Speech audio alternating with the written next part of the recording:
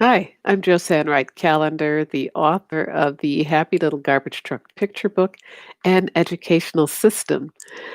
And we've been talking about encouragement. So, to continue on with our conversation this week, I thought that I would look at one of the next component parts. Now, the reason that this is so important as we're working with our children or being nurturers, that encouragement helps to build a powerful mindset in a child. We're talking about building that inner locus of control. And as we encourage a child, it's done in a certain way so that they don't feel as though, oh, they're just saying that, like, oh, that's so awesome. But the child knows that they didn't do that great a job. So we have to really temper our encouragement and make sure that it hits these completely well thought out 5 pieces that each level of encouragement that we give a child should have. And so these 5 component parts, as I call them, were identified by Adlerian scholars, Alfred Adler, who is the father of encouragement, as referred to in Y. Jolie Wong's article, which I'll include in the description box. These Adlerian scholars, they stated that encouragement is the process of facilitating the development of a person's inner resources and courage toward positive movement, because we want our children to move toward higher levels of achieving their goals, educational as well as social and mental and emotional. So the 5 component parts were courage, which we've spoken about, perseverance, confidence, inspiration, and hope.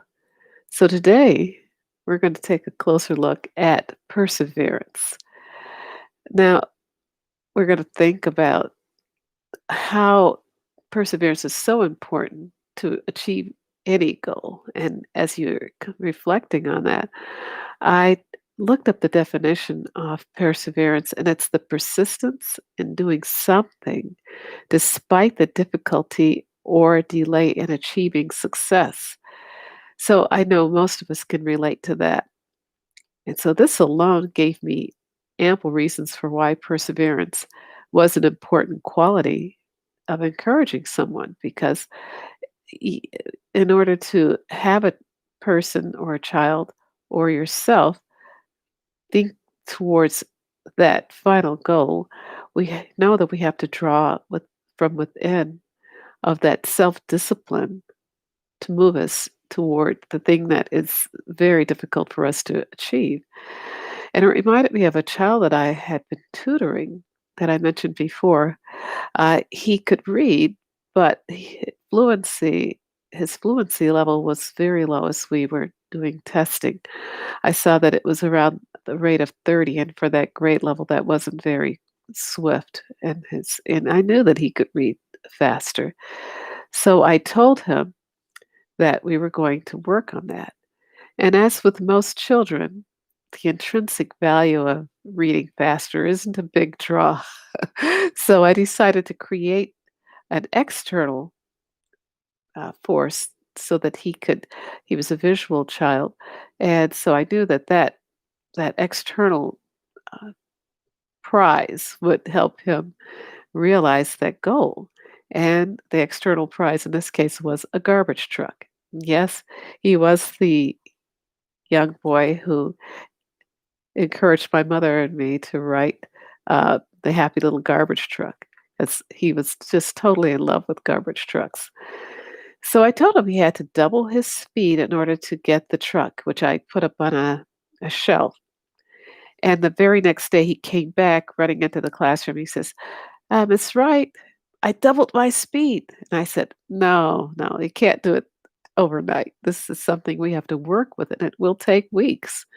And so I began working with him, and he was reading at a steady pace, and then each time he came, we would try to increase that rate of speed, and I would give him sort of like a metronome. clapping activity to show, oh, you're reading like this, but you have to read like this. That's doubling your speed. Each word has to be read each time I clap. So he persisted and practiced, and he did this 2 times a week with me in tutoring, and in a month, his fluency level did double.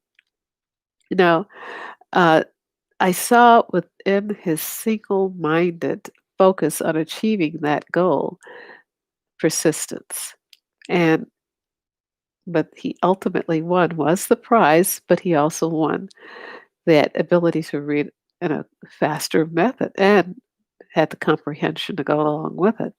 So we're going to take a look at persistence in our lives to see how we can develop that quality within ourselves, and as we are the models, the role models for the children that we are nurturing and teaching, how we can encourage that quality in the children that we work with.